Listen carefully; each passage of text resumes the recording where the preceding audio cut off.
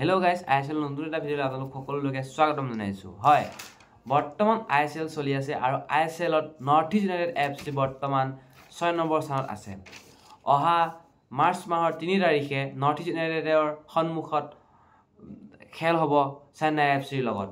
Chennai FCৰ home গ্ৰাউণ্ডত north east United খেলিবলৈ যাব আৰু নৰ্থ ইষ্ট ইউনাইটেডৰ এৱে মেটছৰ কি জবৰদাৰ কি পাৰফৰ্মেন্স দি আছে আৰু চেন্নাই তাতে বৰ্তমানটো কোৱালিফাই কৰা কোনো চান্সেই নাই আৰু নৰ্থ ইষ্ট ইউনাইটেড এতিয়াও চান্স আছে যেন কোৱাৰ্টাৰ ফাইনেল খেলক, কোৱালিফাই কৰক, টপ 6ত থাকক আৰু ধুনীয়াকৈ খেল প্ৰদৰ্শন কৰক।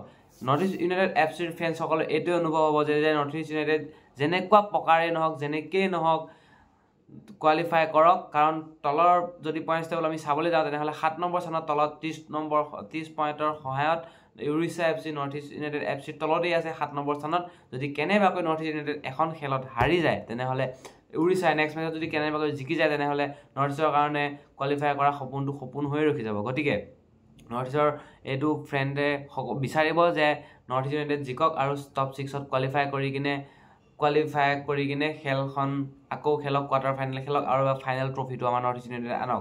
দুৰাণ কাপত নৰ্থ ইষ্ট ইউনাইটেড FCয়ে মোহন বাগানৰ লগত কি ধুনীয়া পেনাল্টিত ধুনীয়াকৈ গুৰমিত সিঙে ছেভ দিয়াৰ কাৰণে জিকি গ'ল। তো আমি নৰ্থ ইষ্ট ইউনাইটেড FCৰ ফ্ৰেণ্ডসকলে বিচাৰিম যে নৰ্থ ইষ্ট ইউনাইটেড জিকক আৰু কোৱাৰ্টাৰ ফাইনেলত কোৱালিফাই কৰক আৰু আমাক ট্ৰফিটো লাওক। গতিকে এইটো ভিডিঅ' ইমানতেই আছিলে। গতিকে আপোনালোকৰ অপিনিয়ন জনাওক যে কেই গ'লত কেনেকৈ খেলটো হ'ব। মোৰ মতে নৰ্থ ইষ্ট ইউনাইটেডে 3 আৰু চেন্নাই FC 3-1ত নৰ্থ ইষ্ট ইউনাইটেড জিকি আছে। নৰ্থ ইষ্ট ইউনাইটেডৰ সকলো প্লেয়াৰ এভেইলেবল আছে যদিও জোৱান পেট্ৰ'ভিনালি এইখন খেলত 2খন নীলা কাৰ্ডৰ কাৰণে উপস্থিত নাথাকিব। গতিকে নৰ্থ ইষ্ট ইউনাইটেডৰ এছিষ্টেণ্ট কোচে এই খেলখন মেনেজমেণ্ট কৰিব আৰু আপোনালোকে নিজৰ অপিনিয়ন দিব যে খেলখন কেনেকুৱা স্ক'ৰলাইন হ'ব। আজিলৈ ইমানেই ভিডিঅ'টো। গতিকে নতুন এটা ভিডিঅ'ত লগ পাম বুলি আপোনালোকক প্ৰতিশ্ৰুতি দি মই পংকজ কুমাৰে বিদায় লৈছোঁ। ধন্যবাদ।